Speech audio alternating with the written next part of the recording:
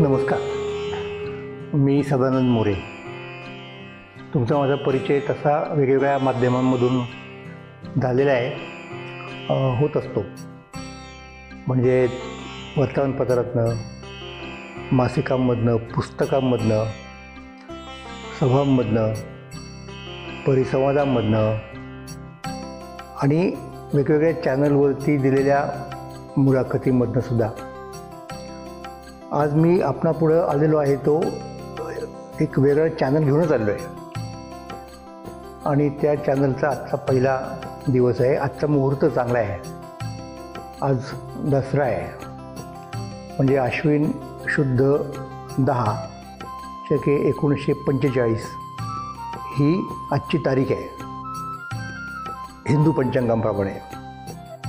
आणि आणखीन एक महत्त्वाचा मुद्दा सांगायला पाहिजे, शिवशक 350.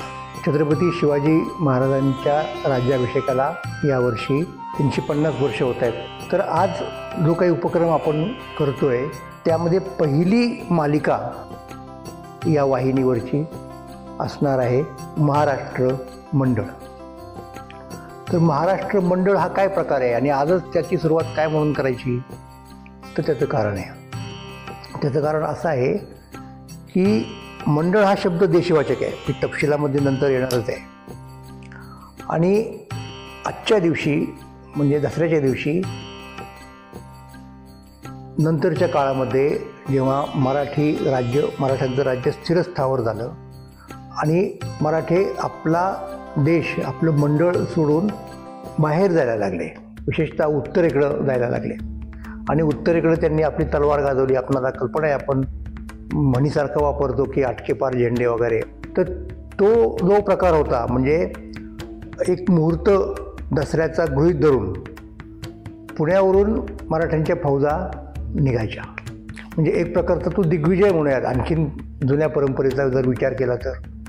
आणि मग सर्वत्र पसरायचे मराठ्यांचं घोडदळ ज्याला म्हणतो आपण, ते त्या काळामध्ये फार प्रसिद्ध होतं. आणि मग अनेक ठिकाणी गेले, अनेक ठिकाणच्या लोकांना जिंकलं. म्हणजे आपल्या मंडळाची जी सीमा आहे ती ओलांडणार आणि बाहेर जाणार आणि विजय मिळवून नंतर परत येणार आणि तिथलं सोनं घेऊन परत आपल्या घरी यायचं. तर ते प्रतिकात्मक आहे. अर्थात आपण आपट्याची पानं वापरतो सोनं म्हणून समजून आणि ती एकमेकांना देतो. म्हणजे आता आपण आपल्या सीमांच्या बाहेर पडलो, तिथं आपण काही एक विजय संपादन केला आणि त्या विजयातून जे धन प्राप्त झालं ते परत आणलं. अशा प्रकारचा सुद्धा त्याचा आपल्याला सिंबॉलिक अर्थ घेता येतो. तर आज आपण एका प्रकारे एक सीमोल्लंघन करत आहोत. म्हणजे लेखन, वर्तमानपत्रामधलं इकडची तिकडची भाषणं, आणखीन परिसंवाद आणि इतर यूट्यूब चॅनलवरती काही कार्यक्रम इत्यादी इत्यादी, यापेक्षा हे आपलं स्वतःचं एक चॅनल घेऊन आपण या सगळ्या याच्यामध्ये लॉन्च करतो आहे. आणि म्हणून हे एक प्रकारचं सीमोल्लंघन आहे माध्यमांच्या क्षेत्रातलं, असं म्हणायला हरकत नाही. तर त्यासाठी आपल्या सगळ्यांच्या शुभेच्छांची अर्थात आवश्यकता आहे आणि आपण त्या देणार. चाणक्य किंवा कौटिल्य म्हणतो आपण त्याला, त्याचा ग्रंथ राजनीतीवरचा जगप्रसिद्ध आहे. आणि त्या ग्रंथामध्ये त्यानं परराष्ट्र धोरणासंबंधीचा एक सिद्धांत मांडलेला आहे की जो मंडल सिद्धांत म्हणून प्रसिद्ध आहे. मंडल थिअरी. काय ती थिअरी आहे की त्याच्या दृष्टिकोनातून, म्हणजे चाणक्याच्या कौटिल्याच्या मांडणीनुसार जो राजा असतो कुठल्याही राष्ट्राचा, तो विजिगीषू असतो. म्हणजे त्याच्या मनामध्ये आपण इतर राष्ट्रांना जिंकून चक्रवर्ती व्हावं असं असतं. आणि पूर्वीच्या काळामध्ये असायचंच. त्याच्याबद्दल आजच्या परिप्रेक्ष्यातनं विचार करणंच गैर ठरेल. आणि मग तो काय करायचा, त्यानुसार आपल्या शेजारी राष्ट्रांचा संबंध कसा ठेवायचा आपण वगैरे वगैरे याची एक आखणी व्हायची. तर त्याला जर केंद्रबिंदू मानला म्हणजे त्याच्या राष्ट्राला, तर त्याच्या शेजारी एक राष्ट्र असतं, त्या राष्ट्राच्या शेजारी दुसरं राष्ट्र असतं, त्याच्या शेजारी परत राष्ट्र असतं आणि असं चारही दिशांना होऊ शकतं. तर हे एक एक राष्ट्र म्हणजे एक एक मंडल आहे समजा. म्हणून हे एकूण मंडल सिद्धांत म्हटलं. आणि अशी किती मंडल आहेत, तर 7 मंडल आहेत. तर सगळ्यात शेजारी आहे. तर हे गृहीत धरलं की आपल्या शेजारचं राष्ट्र हे आपलं शत्रू राष्ट्र असतं, असं या सिद्धांतामध्ये गृहीत धरलं गेलेलं आहे. असं करून 7 मंडलांची चर्चा कौटिल्य करतो. म्हणजे मंडल हा शब्द अशा प्रकारे भूमिवाचक राष्ट्रवाचक आहे. आपल्याकडे आज आपण ज्याला महाराष्ट्रात राज्य म्हणतो, जे एक भाषिक राज्य आहे आणि जे भारतीय संघराज्याचा एक भाग आहे, घटक राज्य आहे, त्याला पूर्वी लोक महाराष्ट्र मंडळ असं म्हणायचे. म्हणून याचं नाव आपण आपल्या या मालिकेचं महाराष्ट्र मंडळ असं ठेवलं आहे.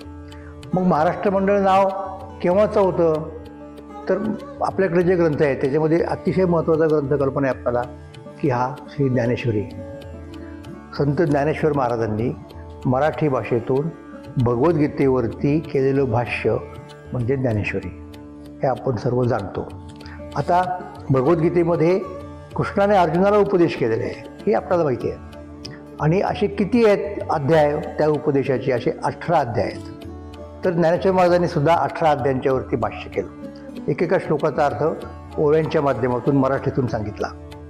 आता जेव्हा ज्ञानेश्वर महाराजांचं हे काम पूर्ण झालं अर्थ सांगण्याचं आणि समारोप म्हणतो आपण त्याला, तर समारोपाच्या वेळेला त्यांनी काय केलं की 18 अध्यायाची सेवा घडलेली आहे आपल्या.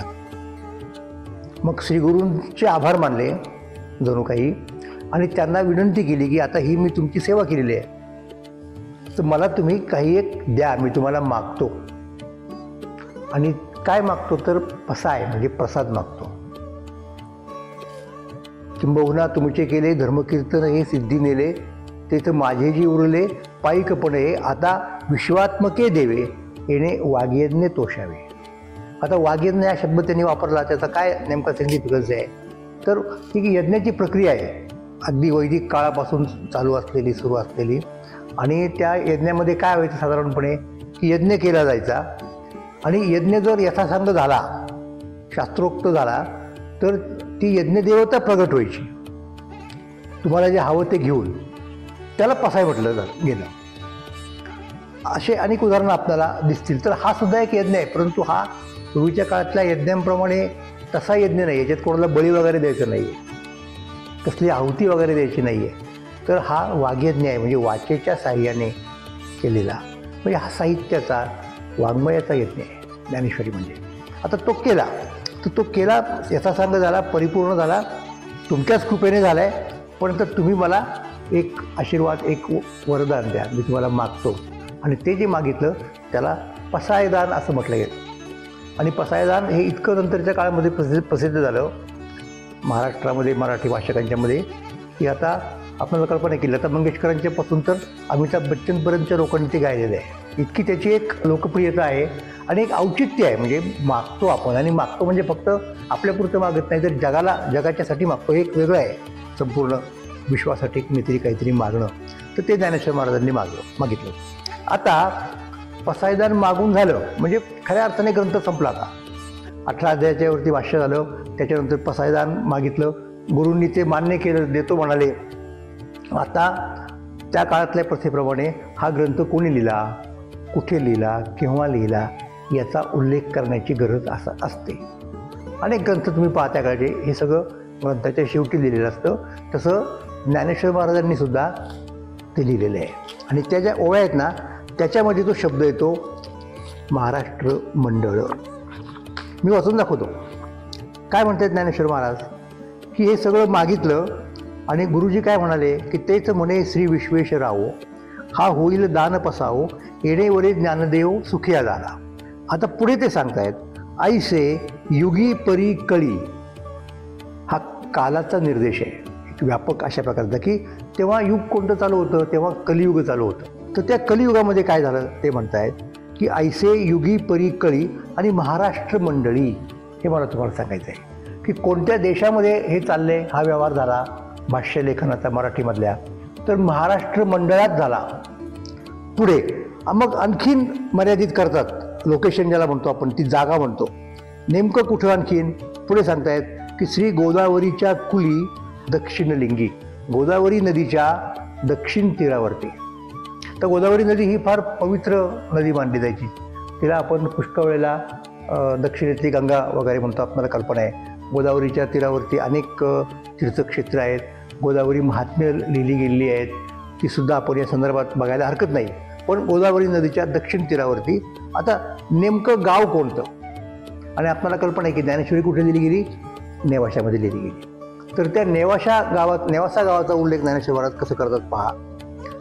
तर ते म्हणतायत की तिचे काय आहे, कुठलं गाव आहे त्या दक्षिण तीरावरती. त्रिभुवनैक पवित्र अनादि पंचकोश क्षेत्र जेथ जगाचे जीवनसूत्र श्री महालया असे. तिथे अनादी काळापासून हे एक क्षेत्र आहे, त्याला त्यांनी नाव दिलं श्री महालया. म्हणजे त्या क्षेत्रामध्ये कोणती देवता आहे तर महालय. महालय हे कोणासाठी वचन आहे तर महालय म्हणजे ज्याला आपण मोहिनीराज असं दुसरं नाव आहे. विष्णूनं देवदैत्यांनी ज्या वेळेला एकत्र येऊन समुद्रमंथन केलं आणि त्या समुद्रमंथनामधनं अनेक रत्न निघाली आणि त्याच्यातनं विष निघालं आणि अमृतही निघालं. तर त्या शंकरांनी प्राशन केलं, ही कथा आपल्याला माहिती आहे. आणि मग त्यामुळे शंकराचं तो परिणाम म्हणून अंग निळं पडलं, कंठ विशेषतः म्हणून त्याला नीलकंठ म्हणतात. मग तो दाह व्हायला लागला. मग तो शमवण्यासाठी गंगेला आणलं. शीत ज्याला म्हणतो परिणाम पाहिजे ना, डोक्यावर ठेवलं. चंद्र आणला, हे थंड आहेत, आणि गळ्यात सर्पसुद्धा घातला. का, कारण सर्पसुद्धा आपल्याला माहिती आहे की थंड रक्ताचा प्राणी आहे. तर अशा त्या कथा आहेत. तर त्याच्यातनं जसं विष निघालं तसं अमृत निघालं, आणि ते अमृत जर दैत्यांच्या हाती पडलं आणि त्यांनी जर ते प्राशन केलं तर ते अमर होतील असा धोका देवांना वाटला. आणि तो बरोबर होता. आणि समज असा आहे आपल्या सगळ्यांचाच की देव हे सात्विक प्रवृत्तीचे आहेत आणि दैत्य दुष्प्रवृत्तीचे आहेत. त्यामुळं दुष्प्रवृत्तीच्या लोकांनी सत्प्रवृत्तीच्या लोकांच्यावरती मात करू नये असा त्याचा पुढचा अर्थ होतो. मग अशा वेळेला काय करायचं तर ती सगळी पंगत बसली अमृताचं वाटप करण्यासाठी देवांची आणि दैत्यांची. तर तिथे दैत्यांना मोहात पाडून त्यांना अमृताकडे त्यांचं लक्षच जाऊ नये आणि देवांनी अमृत प्यावं म्हणून विष्णूने मोहिनीचं रूप घेतलं, एका स्त्रीचं. म्हणजे आता विष्णू देवता किंवा दैवत म्हणून पुरुष रूप आहे, पण रूप घेतलं मोहिनीचं म्हणून त्याला मोहिनीराज असंही नाव देण्यात आलं. आणि ते रूप घेऊन त्यांनी दैत्यांना भुलवलं. अशा प्रकारची ती कथा आहे. म्हणून ते जे क्षेत्र आहे अनादी पंचक्रोश क्षेत्र, तो 5 कोसांचा जो प्रदेश आहे ज्याला नेवासा म्हणून आपण आज म्हणतो, आणि तेव्हाही नेवासा या नावाने ते प्रसिद्ध होतं. असं नेवासाचा स्वतंत्र उल्लेख केला नाही त्यांनी. निवास म्हणजे जिथे देवांनी आपला निधी म्हणजे खजिना म्हणून ठेवला होता, हेही त्याचं एक वेगळं काय म्हणत त्याला व्युत्पत्तीशास्त्राच्या दृष्टिकोनात त्याचा वेगळा अर्थ लावता येतो. तर अशा ठिकाणी हे ज्ञानेश्वरी लिहिण्याचं काम झालं, महाराष्ट्र मंडळात झालं असं ज्ञानेश्वर महाराज सांगतात. आणि मग पुढे काय म्हणत आहेत की तिथे ते दैवत आहे श्री महालय. मग तेथ यदुवंश विलासू जो सकळ काळा निवासू न्यायाते पोशी क्षितिशू श्री रामचंद्र. रामचंद्रराव यादव ह्या नावामध्येच सगळं आलं. यदुवंश म्हणजे यादवांचा वंश. त्यांचा आद्य पुरुष कोण तर यदू. आपल्याला कल्पना आहे की यदू हा ययातीच्या पुत्रांपैकी एक आहे आणि त्याच्याच वंशाला यादव म्हणतात. आणि त्याच वंशामध्ये श्रीकृष्ण होऊन गेला. आणि तोच वंश जेव्हा इथे महाराष्ट्रामध्ये आला, त्यांच्या पण काही एक कथा आहेत. कृष्णाचा वंश इथे महाराष्ट्रात कसा आला, कधी आला, ते आपण केव्हा तरी तपशिलाने बघूच. पण त्यातला तेव्हा राज्य करणारा राजा म्हणजे रामचंद्र. तर तो तिथे राज्य करत असताना हा ग्रंथ लिहिला गेला. आणि अर्थात पुढे त्याचा वर्णन केलं आहे कोणत्या काळात नेमका, म्हणजे कलियुगात हा फारच व्यापक मुद्दा झाला. कलियुगातल्या नेमक्या कोणत्या वर्षामध्ये तर त्याचा उल्लेख पुढे येतो, तो नंतर येतो. पण तो आधी कुणी केला तर तिथे ज्ञानेश्वर महाराज स्वतःचा उल्लेख करतात. तेथ महेशान्वये संभूते श्री निवृत्तीनाथ सुते केले ज्ञानदेवे गीते देशिकार लेणे. त्या ठिकाणी कलियुगामध्ये रामचंद्रराव यादव राज्य करीत असताना महेशान्वये संभूते, महेशाच्या म्हणजे शंकराच्या वंशातल्या निवृत्तीनाथ सुते म्हणजे निवृत्तीनाथांच्या शिष्यानं, या ठिकाणी सुत याचा अर्थ मुलगा नाही तर सुत म्हणजे शिष्य. खरं तर निवृत्तीनाथ हे ज्ञानेश्वर महाराजांचे वडील बंधू, पण तेच त्यांचे गुरु असल्यामुळं आणि शिष्य हा पुत्रासारखा असतो आणि गुरु हा पित्यासारखा असतो त्या शिष्याला, म्हणून निवृत्तीनाथ सुते असा उल्लेख केला. केले ज्ञानदेवे, काय त्यांचं नाव ज्ञानदेव. गीते देशीकार लेणे.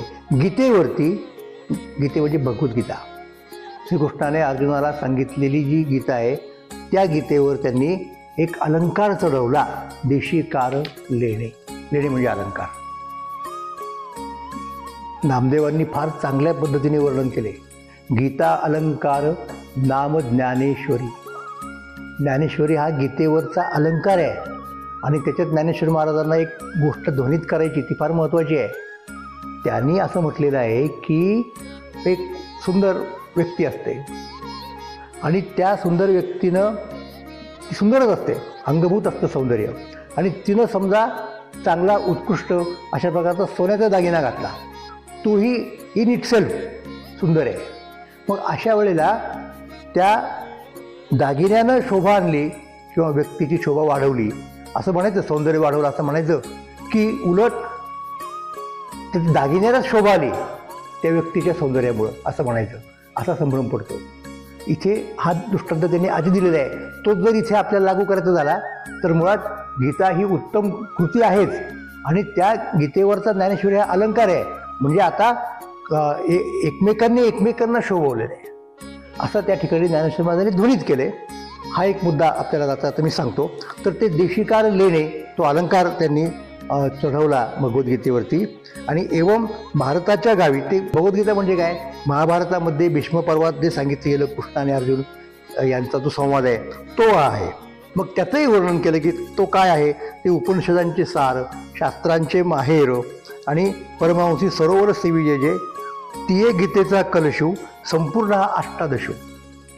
त्या गीतेचा कलशाध्याय 18वा अध्याय आहे, कळस, तो केला. आणि आत्ता ते काय म्हणतायत, म्हणे निवृत्तीदासो ज्ञानदेवो. आणि हे कधी केलं नेमकं, तर ती शेवटची ओळी आहे, शके 1212. 1212 शालिवाहन शक. मी आत्ता मगाशी म्हणतो ना की आत्ता शके 1945 चालू आहे. तर हा 1212 शक आहे, म्हणजे इसवी सन तो 1290 होतो. शके 1212 तई टीका केली ज्ञानेश्वरे, सच्चिदानंद बाबा आदरे लेखकू झाला. ज्ञानेश्वर महाराजांनी ही टीका केली, हा ग्रंथ लिहिला, भाष्यग्रंथ लिहिला. आणि लिहिला म्हणजे काय, त्यांनी तो सांगितला. खरं तर समोर श्रोते बसलेले आहेत ज्यांच्यामध्ये स्वतः निवृत्तीनाथ आहेत. त्या मोहिनी राजाच्या मंदिरामध्ये हे सगळं घडतंय निवाशाला. आणि ते लिहून कोणी घेतलं, लेखक कोण, तर सच्चिदानंद बाबा. हे सगळं लिहिलेलं ज्ञानेश्वर महाराजांच्या कडनं लिहिलं गेलं. तर तिथे तो महाराष्ट्र मंडळ, इथे आपण मुद्द्यावरती येतो, महाराष्ट्र मंडळ शब्द येतो. आणि म्हणून ज्ञानेश्वर महाराज महाराष्ट्राचा उल्लेख महाराष्ट्र मंडळ असा करतात. त्या महाराष्ट्र मंडळाची भाषा म्हणजे मराठी भाषा. तिची वेगवेगळी नावं आहेत. कधी कधी तिला महाराष्ट्र भाषा असंही म्हणतात. ज्ञानेश्वर महाराज कधी कधी तिला मराठ बोली असं सुद्धा म्हणतात, बोल असं सुद्धा म्हणतात. बोलू अमृतातेही पैजा जिंके, माझा मराठाचे बोलू कौतुके, अमृतातेही पैजा जिंके. तर अशा प्रकारे या मराठी भाषेमध्ये त्यांनी ते सगळं लिहिलं. महाराष्ट्र मंडळामध्ये हे सगळं घडलं. महाराष्ट्र मंडळ म्हणजे जे जिथले लोक मराठी भाषा बोलतात ते. कधी कधी तिला प्राकृत भाषा असंही म्हटलं जातं. तर त्याची आपण स्वतंत्र चर्चा मालिकेच्या आपल्या पुढच्या भागामध्ये करू, त्या वेळी, योग्य वेळी, अशा प्रकारे. तर महाराष्ट्र मंडळ हे मला सांगायचं आहे. म्हणून आपण जी चर्चा करणार आहोत आपल्या या मालिकेतून, तिला महाराष्ट्र मंडळ का म्हटलं, तर ती महाराष्ट्र देशासंबंधीची चर्चा आहे, महाराष्ट्रात राहणाऱ्या लोकांची चर्चा आहे, मराठी भाषा बोलणाऱ्या लोकांची चर्चा आहे, मराठी संस्कृतीची चर्चा आहे. म्हणून महाराष्ट्र मंडळ. तर ज्ञानेश्वर महाराजांच्या अगोदर महाराष्ट्र मंडळाची चर्चा ही महानुभाव संप्रदायातल्या लोकांनी केली. आणि मुख्यत्वे महानुभाव संप्रदायाचे जे प्रवर्तक ते श्री चक्रधर त्यांनी केली. आणि ती कशी केली नेमकी, त्यांना काय अभिप्रेत आहे, याची चर्चा आपण आपल्या पुढच्या भागामध्ये करूया.